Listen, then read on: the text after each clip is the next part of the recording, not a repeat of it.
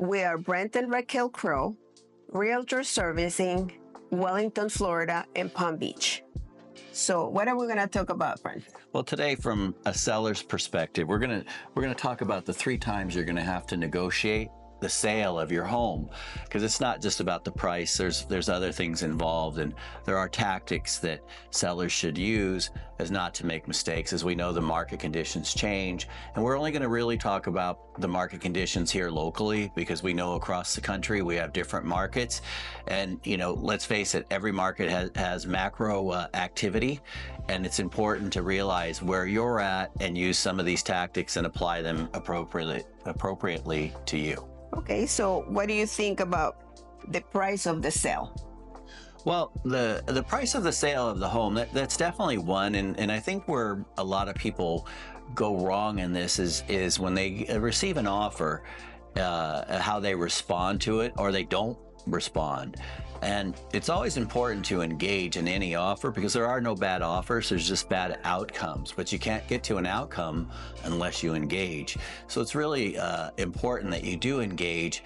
And this is where we come into play and help and guide you, because sometimes it is just one response back and the transaction is formalized. Sometimes it's 3, 4, 5 steps to get the transaction formalized.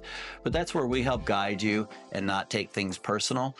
Because let's face it, we all have our castle that we live in, and we do take it very personal. But to the buyer, it's just something that they like, and the outcome's very personal. So they're going to negotiate differently depending on background, different parts of the world, different parts of the country.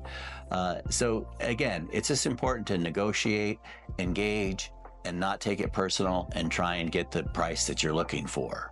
That's why also it's so important to hire a real estate professional, because we're able to show you the different sales in the area, conditions, schools. So that's something that we always advise to ask for. The other thing we have here is the inspection findings. Yes, well, the inspection findings. Remember, the inspector is going to look at your home with a fine-tooth comb, and if you're like most people, you're not using every inch of your home. So the inspector does find things, and a lot of people take that very personalized, that there's something, a defect or something that was viewed wrong. I've had sellers swear they don't have a roof leak, only to have the roofer that they trust, or one that we've recommended, tell them there's a roof leak and a few other issues that the inspector didn't find. The inspection, again, is an opinion of the condition of the home at that moment. It's also important to understand what are necessary repairs, how they affect the outcome. See, I don't know, Raquel, I find some sellers, they don't want to do anything to their home, not understanding that some problems become bigger problems as they age. So we really want to focus on that. And as you know, that's where we come in, and we help guide you through that process to get rid of what I call the ticky-tackies. That would be like a drippy faucet, maybe a running toilet. Now, obviously, if you have a lot of ticky-tackies, those are going to be issues to the buyer. If we only have a few and maybe one big item, well, we can maybe take care of the big item. But it's really important. That's where we weed out what's smoke in the room and what's must-have repairs, and really not take it personal, and understand that if you choose not to and you let the deal fall apart, or disengage with the buyer, you're going to be subject to these again, and you're subject to a different inspector's opinion of the functionality of your home.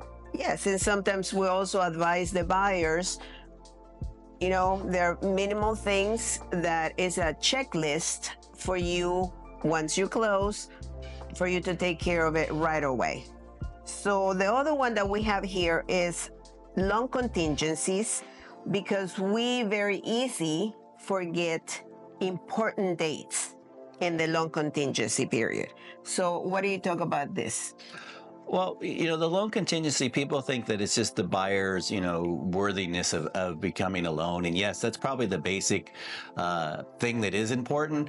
But there are things that are in this process that are subject to third-party opinions, like the value of your home, right? We can put together the sale of your home. Everybody's agreed upon the price. The appraiser comes in who is a third party, no attachment to the outcome of it, and have a different opinion of the value. So that's when we meet the appraiser, we talk to the appraiser, tell them how the competition was for the home, if there was multiple offers, this is the only offer, how long the negotiations are, the nuances of the community, the nuances of your home, because all those things add value. If there's a multiple offer situation, obviously the agreed upon price is going to be higher than if it was a singular negotiation, and we need to let the appraiser know that, because sometimes you are pushing the envelope of value.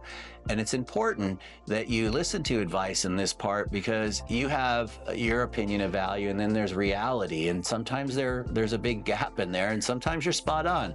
But in the big gap situation, that's where it's so important to meet the appraiser and tell them all these things, and tell them how we came about the price, some of the highlights that maybe not so visible in the home that do add value, that are important to everybody. Because remember, it's the appraiser and the bank's opinion of value at the end of the day, and it's our job to help guide them to the same price that we've agreed upon. And then also there's the loan part about the transaction. Also, we have to remind sellers that at one point, if we don't have all the contingencies met, the transaction becomes a cash purchase. So that's why it's so important to have checklist after checklist to make sure that we meet all those dates. Right. Well, and let's face it, that's where we come into play, because for a lot of people, they're having fun with their grandkids, raising their children, working, all the normal life stresses that are going on, and they don't necessarily know the nuances of some of these timelines going on with the loan. And that's really where myself and Raquel come into play, is we do monitor these timelines. We see the progress of these timelines, because sometimes the lender is ready early, so it's important to close up these loopholes, and sometimes we need to extend them. When we get to that extension side, Raquel, we have to, as you know, engage with the seller, tell them where the buyer's at, help them understand the process. Because even though you may have bought a few homes in your lifetime, and maybe it's your first time, every time is different, because usually if it's your first time, obviously you've never had the experience. If it's your fourth, fifth time, you've had experience, but it's 5, 10, 15 years ago since the last time. And let's face it, the lending market changes every day, and how they determine the quality of a buyer or the qualification of a buyer does move a little bit. So we really help you with that, tell you when we do get to a maximum time period, should we extend, or what we do to allow the extension, but to make the contingencies a little narrower. And that's really important too. And we come from a looking outside, looking in process, where when we're in the forest, we don't always necessarily see the trees before us.